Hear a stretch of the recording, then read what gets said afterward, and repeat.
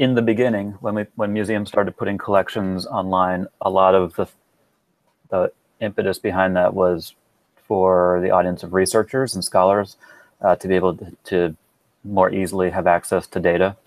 That is an interesting idea, but what we found is that the collections online are actually really beneficial to the general public in a major way. So think of someone who doesn't know anything about Cooper Hewitt or really anything about design. Having all of our collection data online and available in that sort of form, and having tools that allow those people to sort of sift through our collection and a more browsable sort of behavior is really powerful. It lets you have a peek into what design is all about without really trying. When we first launched our collections data in a really raw format, it's just basically a CSV download. We had a number of interested parties kind of create visualizations of our collection. We had one scholar come in and do a whole series of visualizations that sort of pointed out, what the shape of our collection was, what it sort of looked like as a whole. Keep in mind we have about 215,000 objects in our collection. The public will only ever be able to view in the museum in real life, maybe 5 to 10% of those things. It's just the physicality of it. And so the collection online allows that to be much more, deeply browsable. But when you download all the data and start doing visualizations, you can start to see, what the collection actually looks like as a whole. So we had a number of scholars and a few different people come in and do projects like that.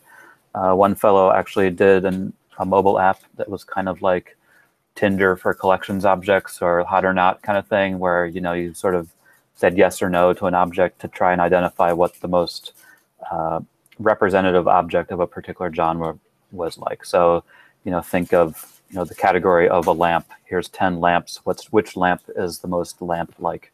That kind of thing.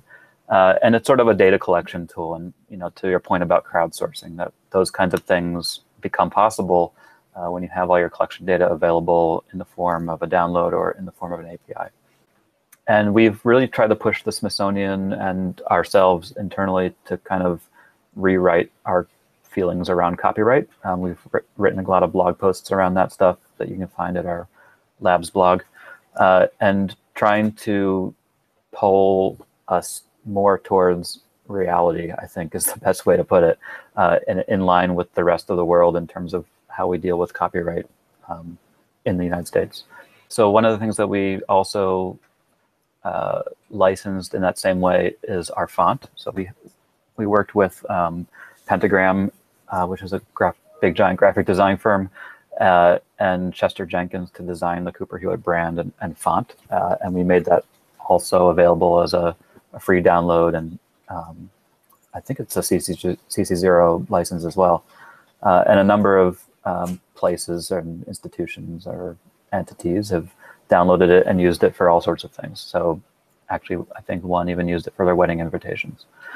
So that sort of thing, I think is kind of what Cooper Hewitt is all about right now. And there's another number of other things that we've done in that same vein. We digitized our entire building. We had 3D scans taken of the inside and the outside of our building. So you can go on our website now and download the 3D models for the Andrew Carnegie Mansion. And if you have a MakerBot, you can print one for yourself. A lot of museums in the last couple of years have been doing things like putting their collections online, developing public APIs that allow other developers and applications to communicate with the museum's collections. And, trying to make more open access to collections data as kind of a priority.